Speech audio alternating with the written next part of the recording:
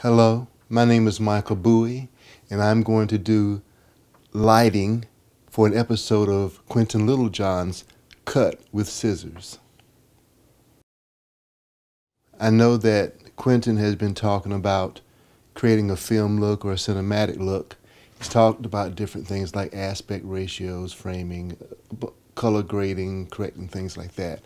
He asked me if I would talk a bit about lighting, which all of this goes hand in hand. And one of the things that we really are conscientious about is trying to do as much in camera on set as possible to create a great look. So when you're in post-production, which is in that studio editing, you have less work to do. I'm going to show you a short scene using a young actress that I recently met who lives near me. She's right in the area in Garner here. I live in near Raleigh. And she consented to coming over and helping me out with talking to you about lighting. Watch this scene.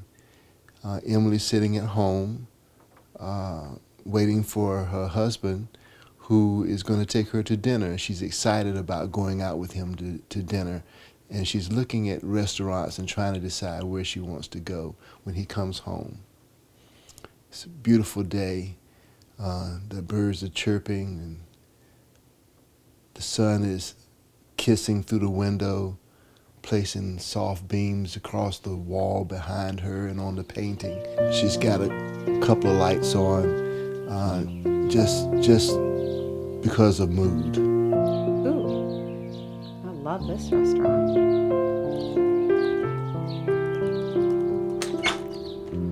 Hey, honey, you're home early. Do you like what I'm wearing?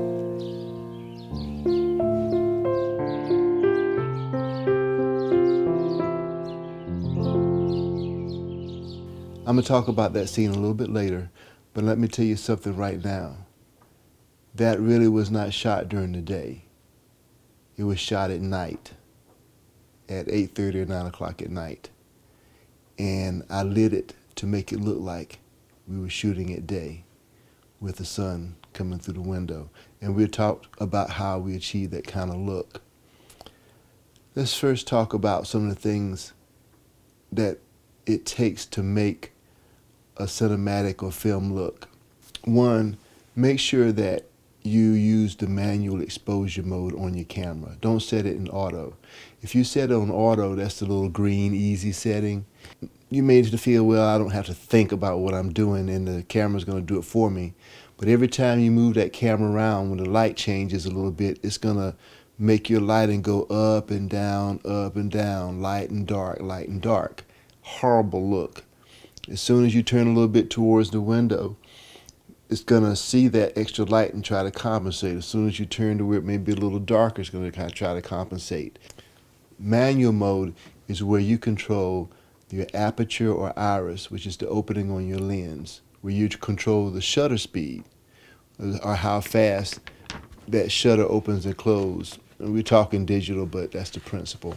Your ISO, which is your camera sensor's sensitivity to light. You can actually make it more sensitive or less sensitive to light, which has the net effect of lightening and darkening the image. With your aperture and your shutter and your ISO, you're going to determine how much light gets in. Besides placing your lighting, you're also going to determine the degree of motion blur that looks natural in what our eyes are used to seeing on film when we watch movies, because of how long it's been that they've always used 24 frames per second. I'm not going to get into the scientific aspect of it. You can read about that online. Just look up frames per second, frame rates. Another thing that you want to be aware of is your 180-degree exposure rule. Your shutter speed should be twice that of your, when I say twice that, that's inverted twice, that of your frame rate. So if your frame rate is 24 frames per second, well, twice 24 is 48. Shutter speed normally goes like 50 to 100, etc. So So you wouldn't be exactly 48, but 50 is close, right? So that gives you the proper amount of motion blur that people see with the eyes, and what was determined long ago that that's look most like what the eyes see, and hence what we interpret as having a film look when we look at our movies. You're going to make sure on close-ups that you get a pretty decent shallow depth of field. Not you break every rule, okay? But another thing that does for you, it helps you to blur your background and help blend it properly, make your subject stand out. This helps the lighting.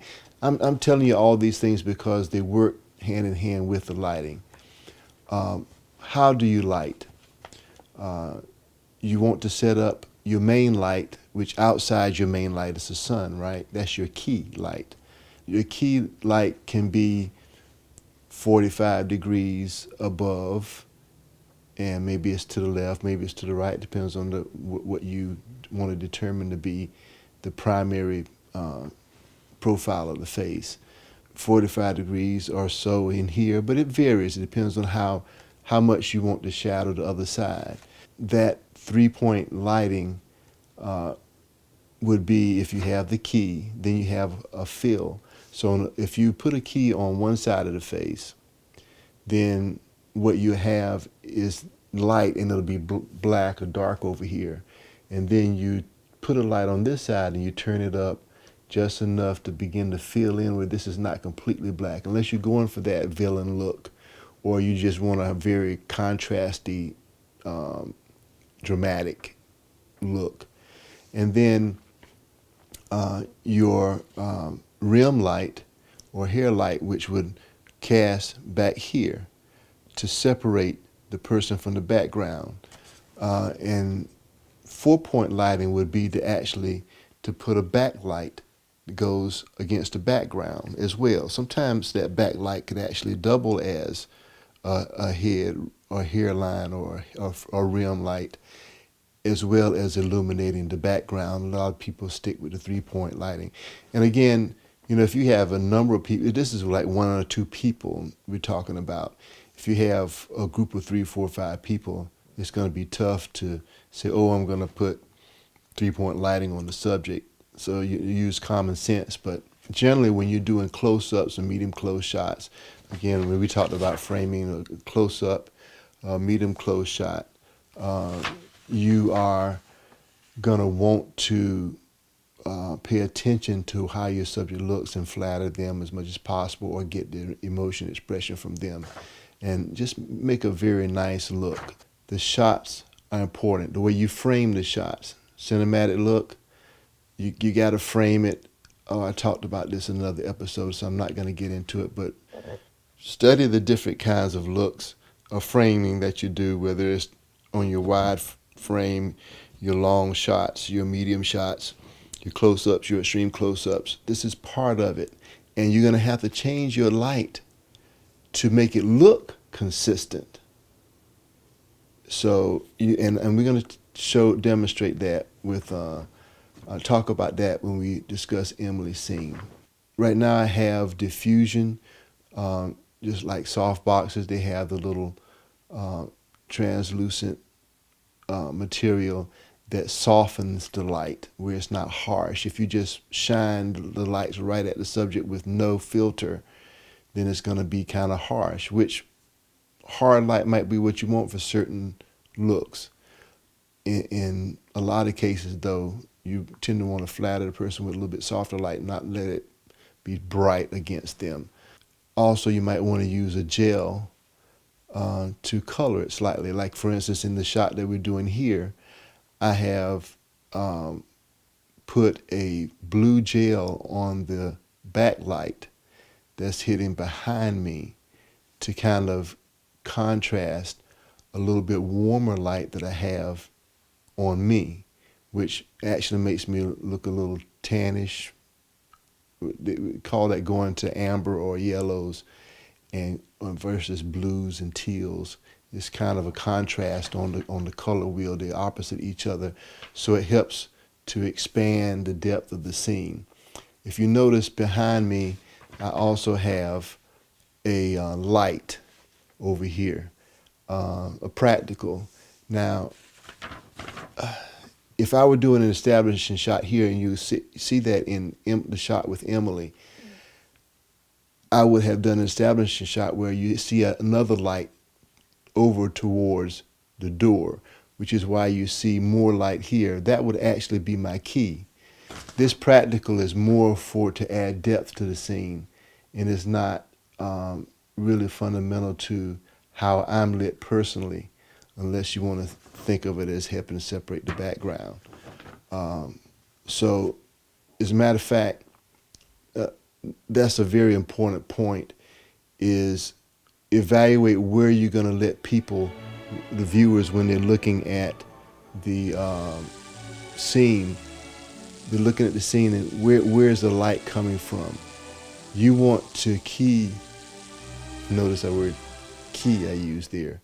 You want to key off the primary light source. If it's a window, which a window would be over here, and I would have shown that in the shot, or a bigger light would be over here, maybe it's up a ways and shining this way. You want to make that consistent, or it won't feel right to people. And people that know film would say, well, they don't know how to shoot.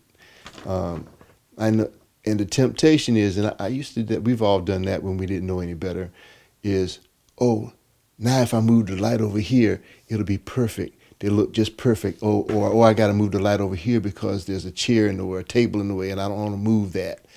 You have to take the time to set up the scene and the lighting the way that makes sense. Okay, so now I have deliberately waited until the next morning so you can see what some weird light shots are like. Here you see that it's blowed out where the window is open and the face is dark. People shoot like that. They'll shoot near a window, they won't light it, and this is the result.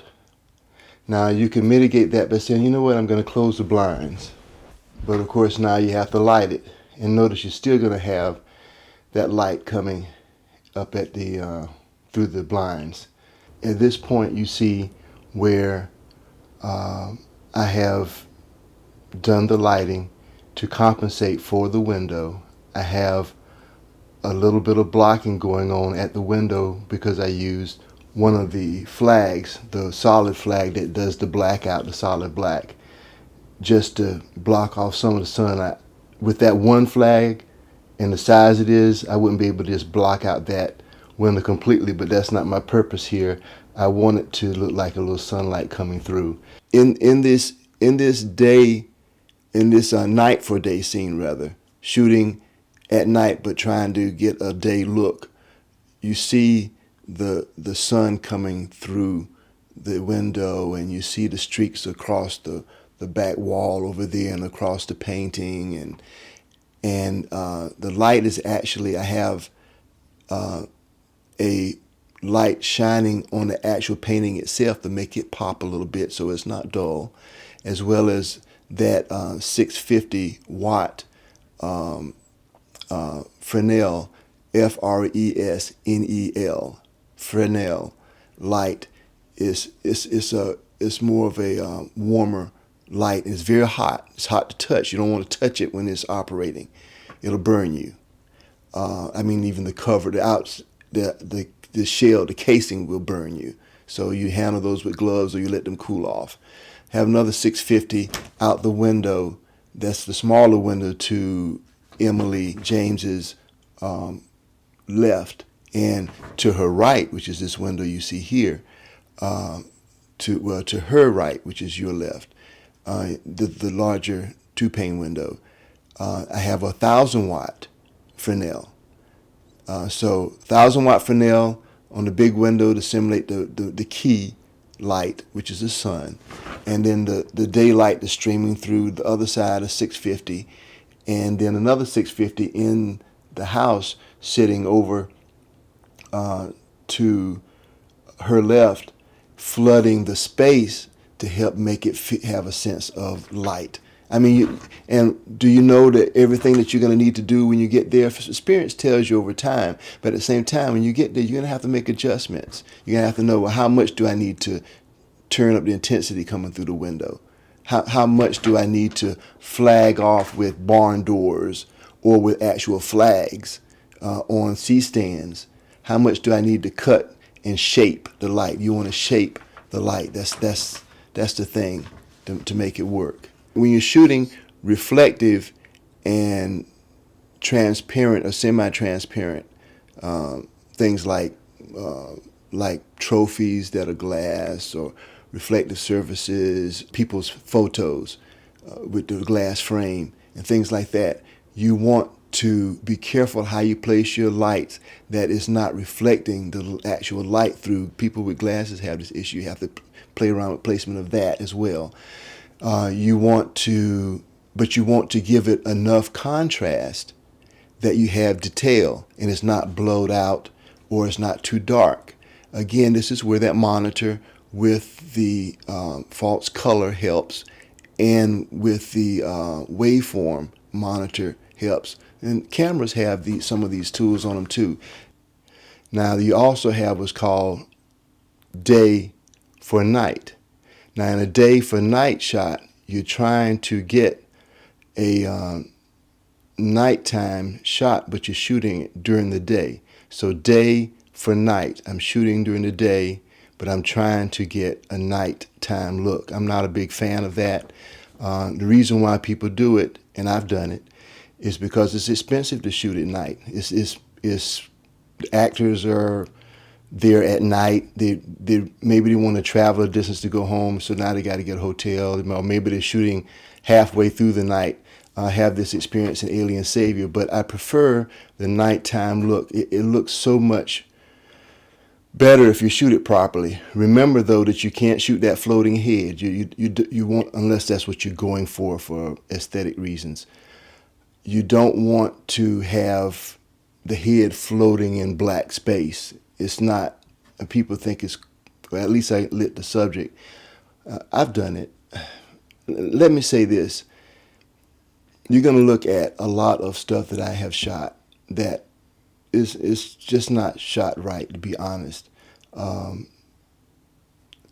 thing is, and this is no affront to anyone, people are working, they have children, families, they want to make a movie, but they don't understand the level of effort that really goes into this. People in Hollywood and that are really doing this the right way, they're spending a lot of money and a lot of time.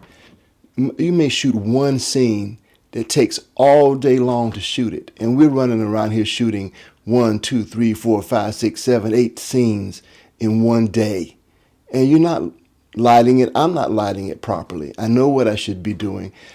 I hate seeing some of the stuff even recently that I've done where, the folk that I'm shooting for just want it, just do it quick, let's get it done. I don't have time to knock out shadows where they shouldn't be, to light darker skinned people the right way where they look very pleasing. And so now you're trying to compensate, give enough light so they're not a black spot, but at the same time you're casting shadows because you have too much light. You're not setting up flags properly. You're not setting up your scrims.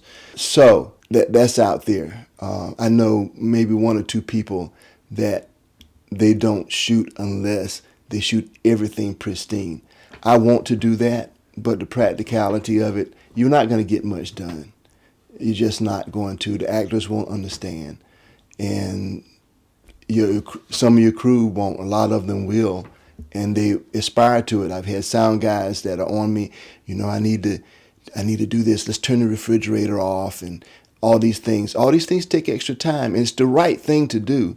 But in practical terms, I get room tone, and I try to deal with it because do I turn the AC on and off? It's hot. Everybody's sweating. It's just it's tough to get pristine looking film. We want it, but it's hard to get.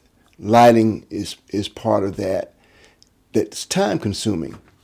If you're an actor, I have actors that come on set and when is it time to go yet? And why? I've been here. Well, look, I've been here too. I've been here when before you got here, I was here. You know, I purchased all this equipment so I can try to shoot you right, to make it look good for both of us. And then I'm going to be here after you're gone. So when you come on set, don't stress the director of photography or the director or the producers out by going around mumbling and grumbling about, is it time for us to leave already? You know, we could, you know, aren't they ready? You know, I've had actors as simple as getting full coverage. I'm gonna get a wide shot. I'm gonna get a medium shot, two shot. I got to get over the shoulder shots. I need close up to make the shots interesting. I need to set up for a dolly. You know, I need to pan. Maybe I didn't pan and dolly exactly right. I'm in one person. I'm panning, I'm dollying, and I'm keeping you in focus. People don't understand. And then I'm checking the light to make sure you look good. I want you to look good. And why I have to do it again and again and again and again? I didn't do it right. No, it's not that. So, and I know this comes from working with amateur actors, and then you have more seasoned actors. I don't mean Hollywood actors, but they've been acting, they've been on set, maybe they've been to a few professional sets, and they understand, they get it. You know, I had Renaissance Jones, another guy that does directing and filming. I was telling him what I was doing. He said, "Man, don't explain it to me.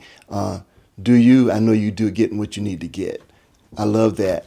I can just keep it moving. And when someone else hears that, then maybe they'll be quiet, you know, but they don't understand. And I'm just trying to get the best that we can get. So I can speak for myself. She was a naked alien. A naked alien? She was naked as a newborn calf. She stood up, fire and smoke all around, naked as a jaybird, and walked into the woods.